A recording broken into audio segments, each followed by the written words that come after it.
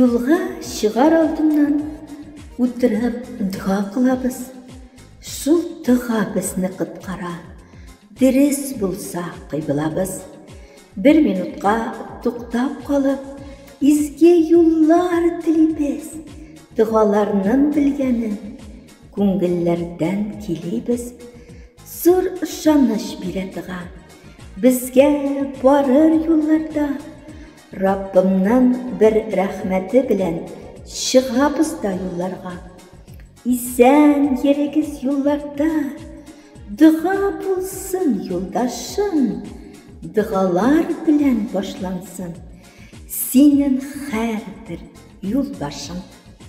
Автор Гүлнур Галимова.